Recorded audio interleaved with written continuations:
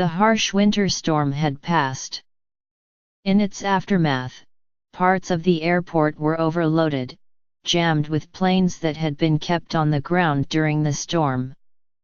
But screens showed bright yellow airplane icons, incoming flights approaching, with many more on the way. One by one they landed.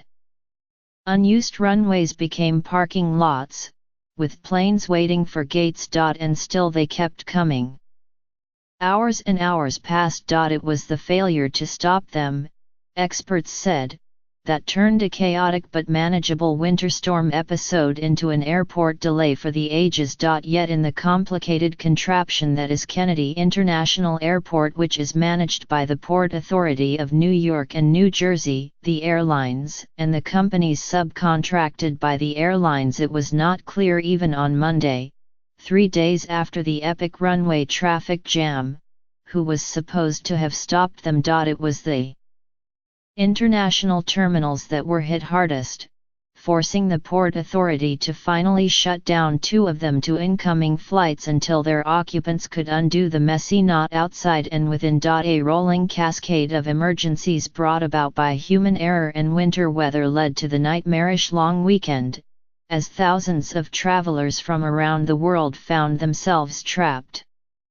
And that was before frigid water from a burst pipe began raining from a ceiling in Terminal 4, pooling amid the luggage of the stranded. The turmoil was a reminder of the domino effect of air travel, and that the ripples from complications at an airport that is a vital cog in the global travel network can quickly spread across the world. The Port Authority said an investigation was underway to determine what went wrong.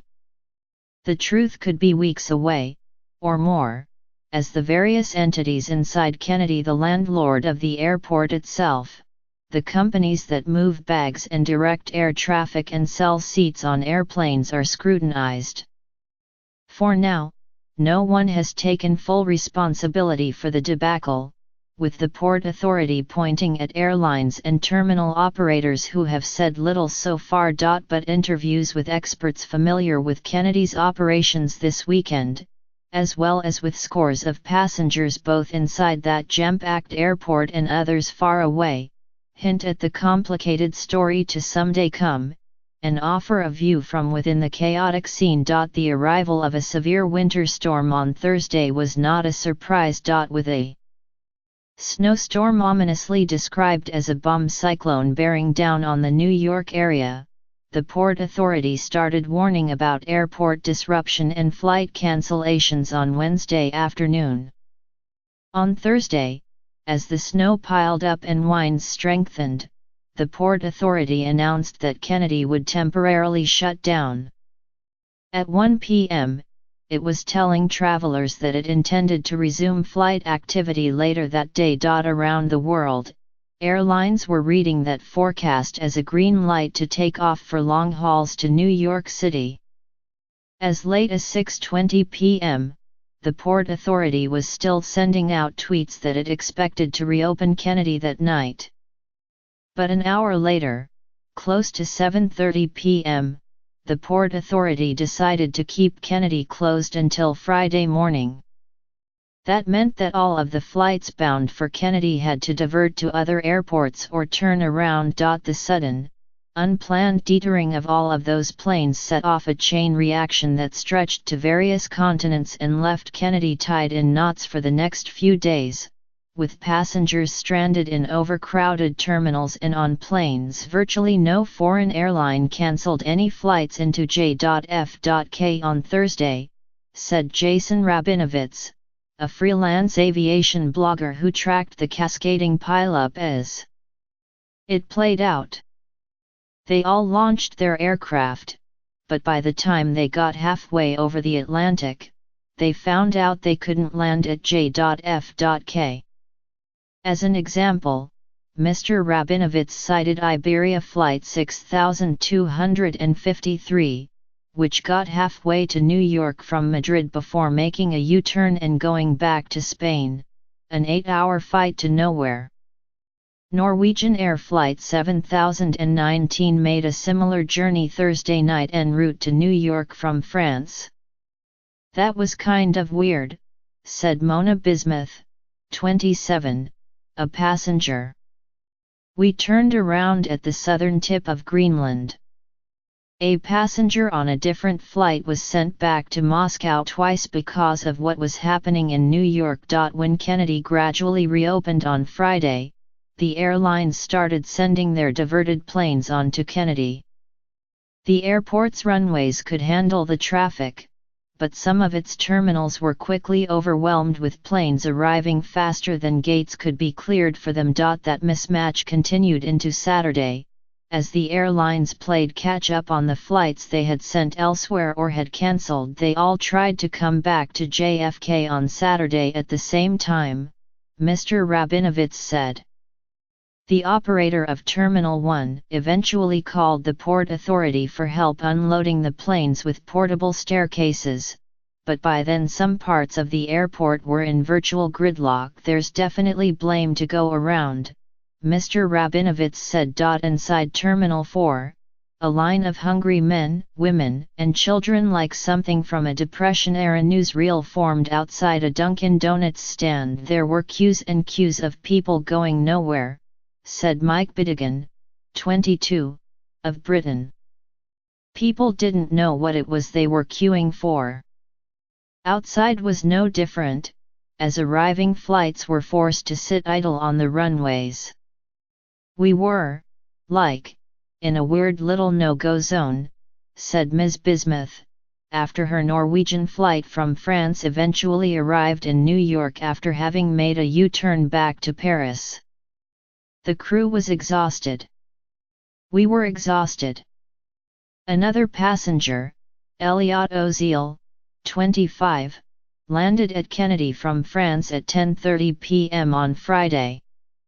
He fell asleep while his plane sat on the tarmac, only to wake with the dawn more than 6 hours later, still there. In the end, the Port Authority took drastic actions, but Mr. Rabinovitz said the agency acted 30 hours too late. First, the Port Authority ordered that no flights could head to Terminal 1 at Kennedy without an assurance that there would be a gate available, said Rick Cotton, the agency's executive director.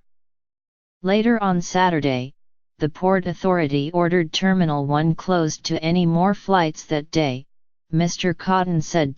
Private terminal operators are reluctant to turn away arrivals because they are paid for each flight they accept, Mr. Rabinovitz said. It's just strained to the point where it is severely over capacity, he said of JFK. You have the smallest of incidents and it just backs up for days on a global basis. As the international knot of air traffic began to straighten out on Sunday, the water pipe burst in Terminal 4, pouring 3 inches of water into parts of the crippled ground floor arrival area at its southern end. The pipe was not visible from below, and only the cascading water could be seen. There was more finger pointing. Port Authority officials said Monday that they were continuing to investigate the cause of the leak. They said that the construction and maintenance of the pipe was the responsibility of the private terminal operator. The pipe has since been repaired. The officials said their response to the burst pipe was absolutely not delayed or affected by stretched manpower from the other problems at the airport. But for the common root cause, the weather, the pipe and the air traffic snafus had nothing to do with each other, a coincidence that drew more widespread attention to both. Mr. Cotton said in an interview on Monday that what happened over the weekend is unacceptable and that fixes need to get put in place. What those changes should be will be determined by a thorough review of what went wrong, Mr. Cotton said. But he added that what caused the clearest failure and the most prominent need to be addressed is the coordination process between international airlines and the terminal operators in terms of ensuring that there are gates available. Mr. Cotton noted that the biggest domestic airlines at Kennedy weathered the aftermath of the storm much better than many of the foreign carriers did.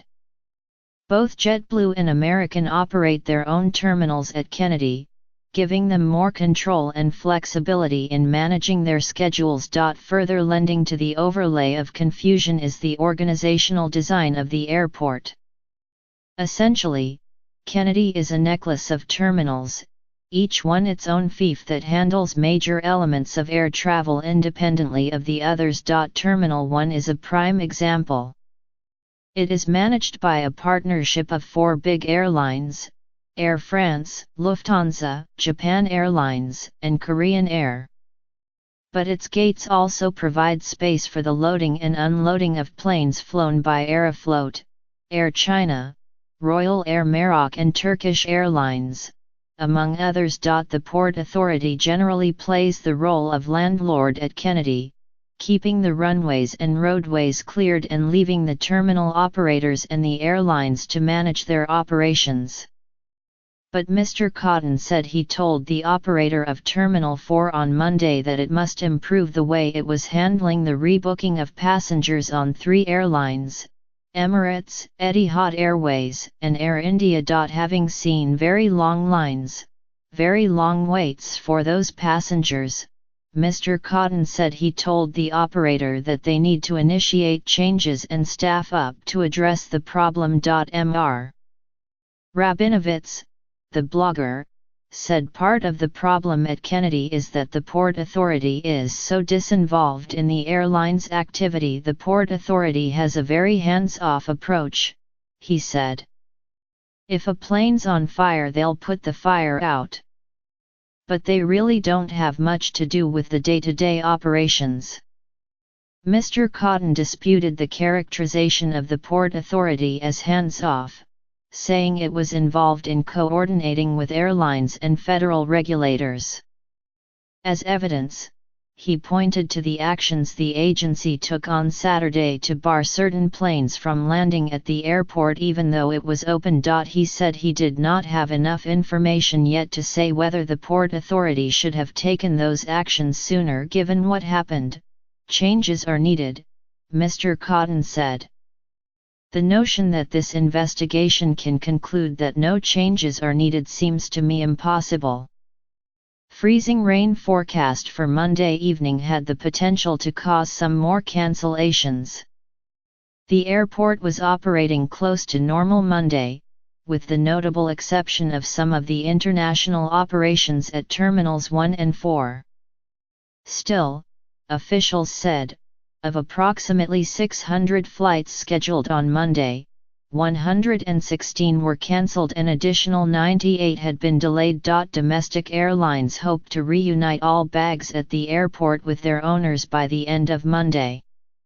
International airlines hope to get all passengers stranded in New York rebooked by the end of the day. Fewer flights were marked cancelled on overhead screens Monday afternoon, but for those stranded, moods varied between exhaustion and rage, with little in between. "We can't stay," a customer shouted at a Delta counter, hitting the table and shouting profanities at the attendant. "I have 3 children in Poland. I have work."